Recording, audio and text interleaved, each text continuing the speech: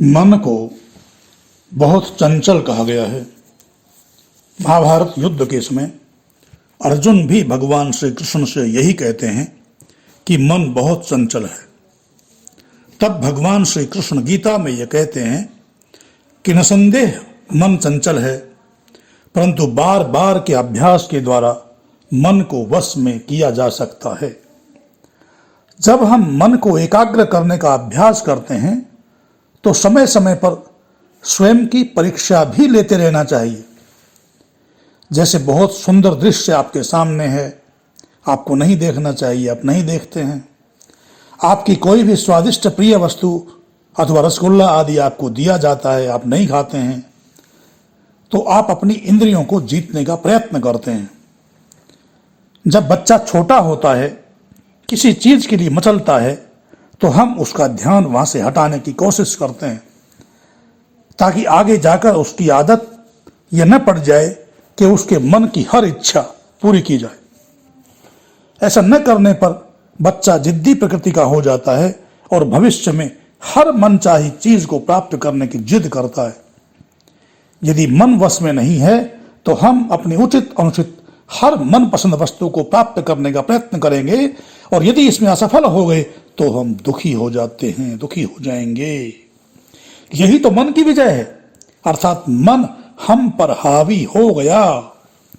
किसी ऊंचे लक्ष्य को प्राप्त करने का अवसर, प्राप्त करने का प्रयास निरंतर करते रहना चाहिए, तभी हम सफल होते हैं।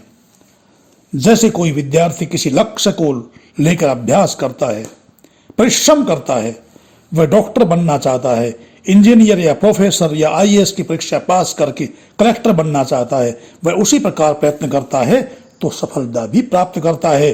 कुछ विद्यार्थी विभिन्न दिशाओं में अपना भाग्य आजमाने का प्रयत्न करते रहते हैं। पहले प्रकार के विद्यार्थी अपने मन को जीतकर एक दिशा में आगे बढ़ते हैं और दूसरे प्रकार के विद्यार्थी अपने मन के वश में होकर कभी कुछ और कभी कुछ विषय को चुनते रहते हैं। ऐसे विद्यार्थी सफल नहीं हो पाते तो दुखी होते हैं। इसलिए मन के वश में न होकर मन को जीतकर एक लक्ष्य की ओर ध्यान देना चाहिए।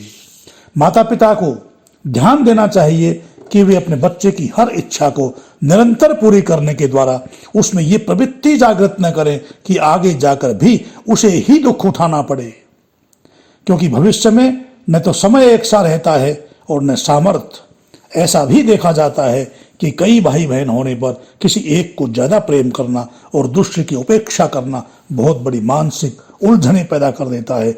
ये भी ध्यान में रखना चाहिए। ऐसी स्थिति पैदा नहीं हो कि बहन भाइयों में आपस में ईर्ष्या पनपने लगे।